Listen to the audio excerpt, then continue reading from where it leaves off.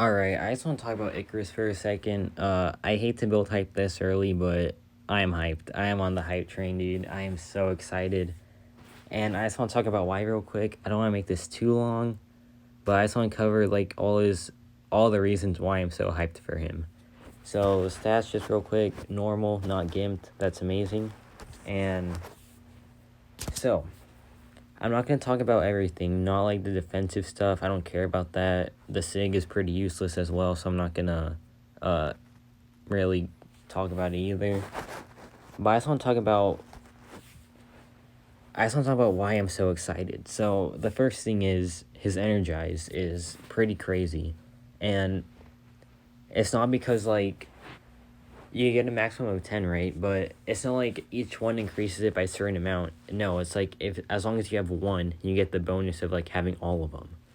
And that's 70% combat power rate. That is crazy. That is so good, especially given that he is a special spam character. And speaking of special spams, why do you need to do that? So it's to build his incinerates, and that's the incinerates aren't doing the damage, but it's the attack increase you get on the SP3 per incinerate. But the incinerates actually don't do that bad of damage. It's actually pretty decent once you get them ramped. So they deal 223 damage like per one over 22 seconds. And they stack up to 225. That seems like a big number. It's not that hard to get, trust me. And you can pause them for like 8 seconds with the heavy attack, and you also gain some incinerates by using the heavy attack. So yeah. And the max number is the max like damage over 22 seconds once you have it like fully ramped is 50,000. And it's not bad or anything, but compared to what the SP3 can do, you're going to want to cash them in. So how do you get the incinerates? And the big one is the SP1. So it's 4 hits, and that's important because each hit inflicts 3 incinerates. So it's 12 per SP1. And another thing, well, let's just talk about like getting the incinerates. So you can do that, or you can use the SP, or you want to use the SP1 and the SP2. So the SP2 doubles the amount of incinerates you have. So let's say you have 112. You can use SP2, you'll have 224, you will be fully ramped, essentially. So that's what you want to do. You want to cycle between the SP1s and the SP2s, and they're not going to fall off. Trust me. They last 22 seconds. You can pause them for 8 seconds, and you can refresh them on the SP1. They're not going to fall off. There's so many ways to keep them up that they will not fall off no matter what. And there's a lot of utility in his special attacks too, you know? And also just his base immunities. Immunity to Incinerate and Shock. That's great for Hazard Shift. Great for AMP mod, stuff like that. And all basic attacks are energy damage. That's great for any physical resistance, but we'll get to that later. His basic attacks don't matter, so that's not really all too useful, but it's there, you know? And going back to the SP1, the second line there is kind of broken. It's very broken, actually. So if you have 10 energize buffs, which you will, it's not hard to get, you'll get a protection buff for 30 seconds, preventing Ikaris from taking more than 5% of max health from a single hit. Just think about it in war. You're fighting, let's say, a Mixmaster Hitmonkey, right? You take a 3 combo. That kills any normal like 565 character. With Ikaris, you're gonna take 15% of your max health. That's crazy. That's so good. And it doesn't include the SP3, which is unfortunate, but it's just such an amazing safety net. And you can get an armor up too, which is great for like Havoc, but I don't suggest using him versus Havoc because Havoc is Incinerate immune, and Ikaris can't really do much against an Incinerate immune. And the SP2 actually has some more utility as well.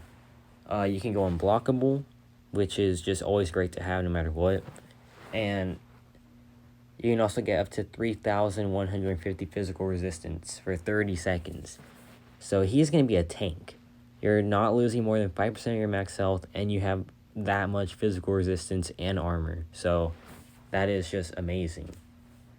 But now let's go back to the incinerates. So let's just say you have 225, right? Let's go for his max potential. You have 225 incinerates, and each incinerate on the opponent grants a 297.84 attack rating for this attack.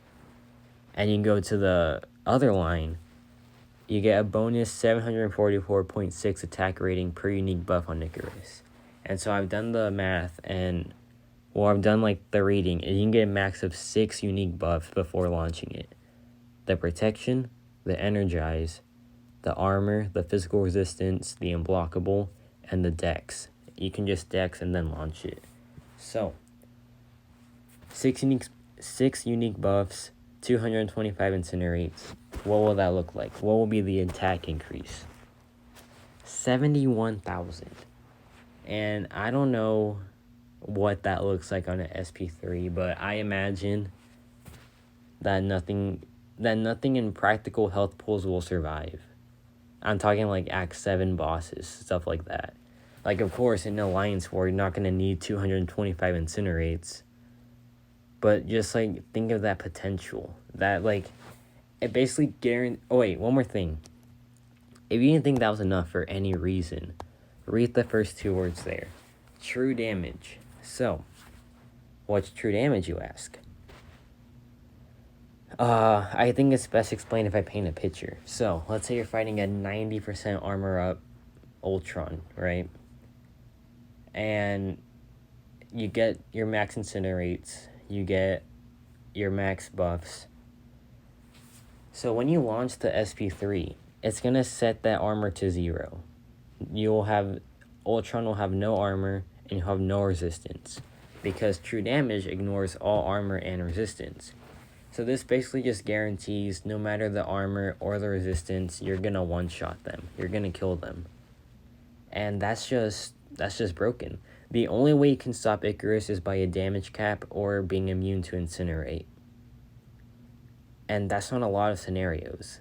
That's really not a lot at all.